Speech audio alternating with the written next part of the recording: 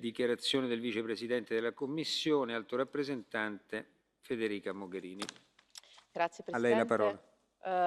Let me first of all thank you for this debate.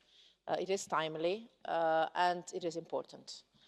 It is important, first of all, because millions of people, men, women and children, depend on the United Nations Relief and Works Agency for education, healthcare, social services, humanitarian assistance and employment.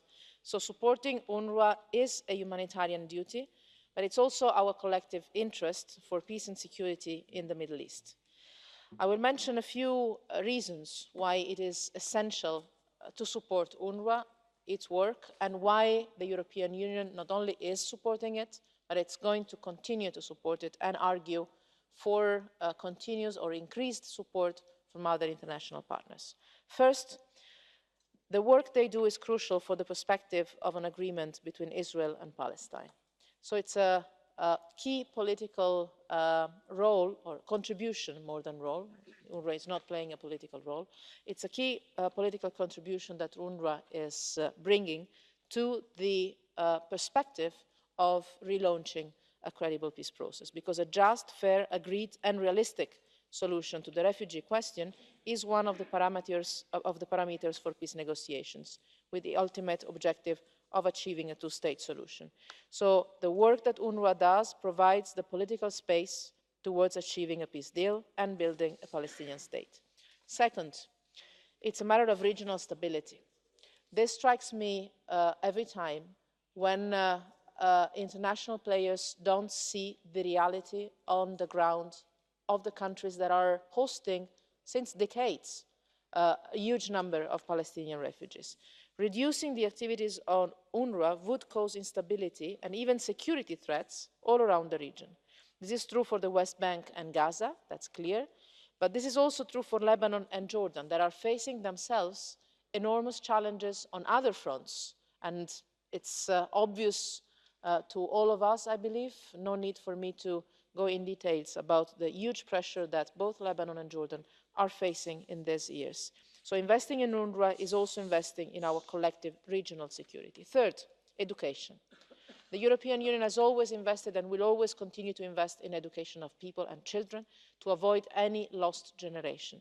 For Palestinian kids, means the possibility to keep hoping, to build their own future, to believe in their own personal lives, which is not a minor thing when you're a child.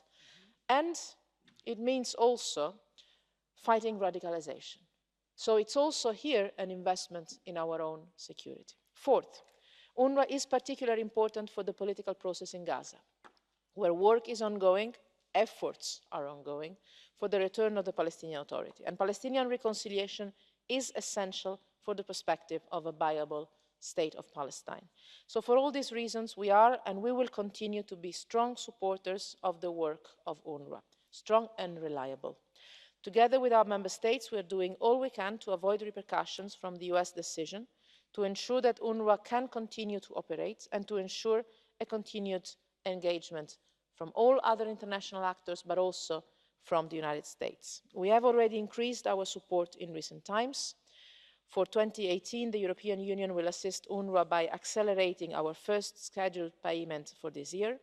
And I also count on donors around the world with whom we are in contact and also in coordination with other players. Here I mention established partners for UNRWA, donors that are already important ones, but also all those that have so far been less engaged, to step up their efforts in order to safeguard what can be qualified as a global public good, the work that UNRWA does. Peace between Israel and Palestine will clearly be built through negotiations, requires a commitment from the two sides, but it must also be preserved every day on the ground. And this is what UNRWA is doing with the Palestinian refugees. So investing in UNRWA is an interest we all share, and the international community and the Palestinian refugees and the countries in the region can count on the European Union to continue to support its work. Thank you. Alto rappresentante, adesso la parola al commissario Hahn, prego. President, honorable members, dear Federica, I also welcome this timely opportunity to join some of you today to discuss the situation of UNRWA, which is currently indeed facing unprecedented challenges. The European Union is convinced that the two-state solution is only viable to achieve, is only possible if we want to achieve a lasting peace in the Middle East. And we believe that any solution to the Israeli-Arab conflict will need to include an agreed, just and fair solution to the refugee question.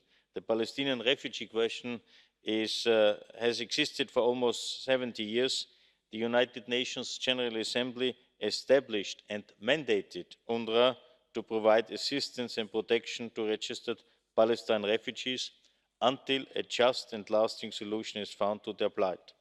And this is the work that UNRWA continues to do, laying the groundwork for future development through its work in education and health, and contributing, as the High Representative just said, to the security and stability in the region.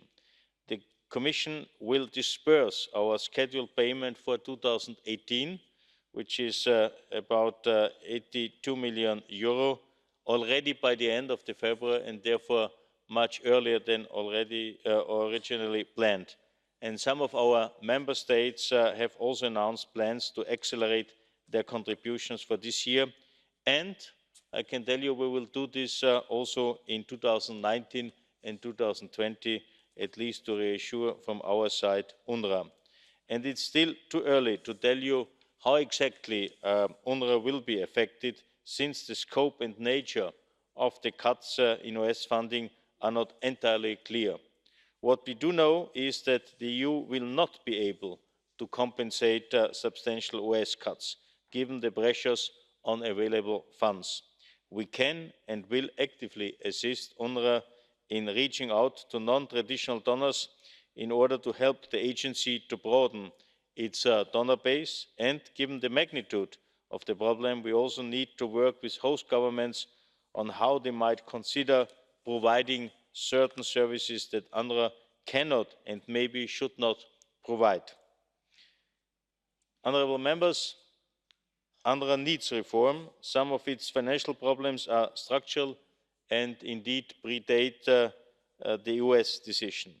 The EU has long requested UNRWA to review its operational and financial planning approach in order to safeguard UNRWA's basic and essential core services targeting the most marginalised refugees. We therefore commend UNRWA's commitment to a process of comprehensive management reforms, including measures sustaining institutional change and increasing the cost effectiveness of its programmes. But in order to achieve improvements, we work on this together with and not against the agency. There should be no doubt that the EU is and will remain a staunch and predictable supporter of UNRWA, both politically and financially. The EU and its member states are by far the largest provider of assistance to Palestinian refugees, around €460 million a year.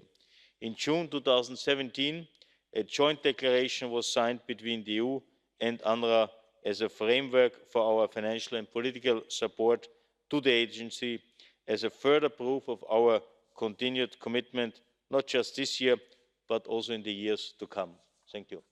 Grazie Commissario Hahn. Adesso apriamo il dibattito. La parola ai gruppi politici. Onorevole Salafranca, 1 minuto e 30, prego.